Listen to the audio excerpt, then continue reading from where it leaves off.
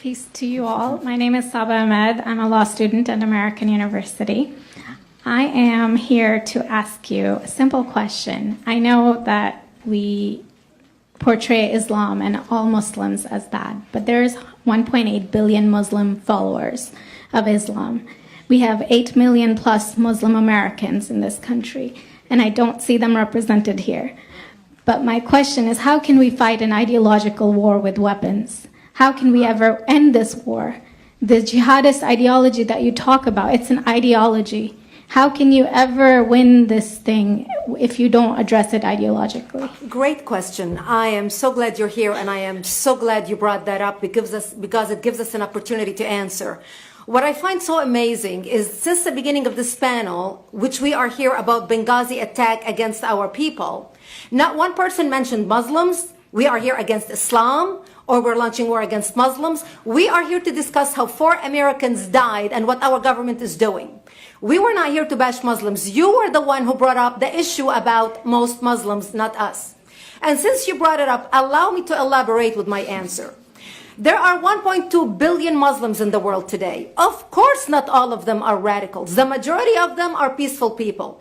The radicals are estimated to be between 15 to 25%, according to all intelligence services around the world. That leaves 75% of them peaceful people.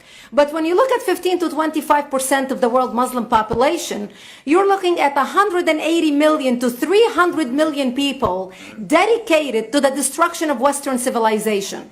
That is as big of the United States. So why should we worry about the radicals, 15 to 25%?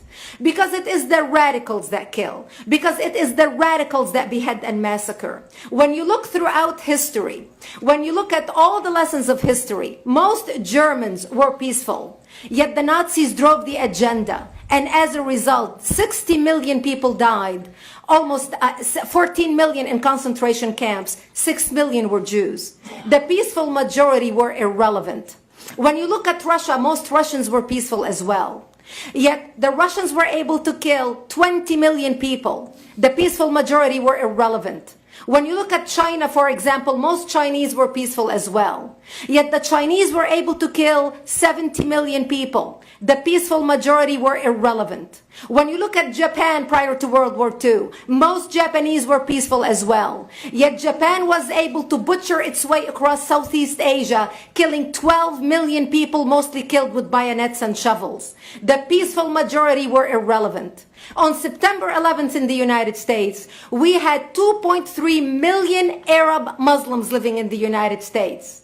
It took 19 hijackers, 19 radicals to bring America down to its knees, destroy the World Trade Center, attack the Pentagon, and kill almost 3,000 Americans that day. The peaceful majority were irrelevant. So for all our powers of reasons and us talking about moderate and peaceful Muslims, I'm glad you're here. But where are the others speaking out? And since you are the only Muslim representative,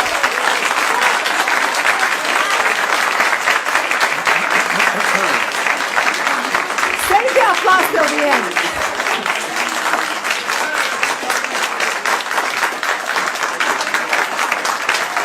Thank you.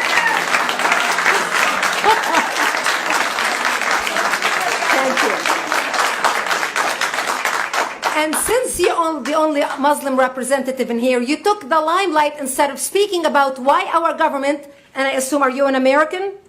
You're an American citizen. So as an American citizen, you sat in this room and instead of standing up and saying a question or asking something about our 4 Americans that died and what our government is doing to correct the problem, you stood there to make a point about peaceful, moderate Muslims. I wish you brought 10 with you to question about how we can hold our government responsible. It is time we take political correctness and throw it in the garbage where it belongs and stop calling it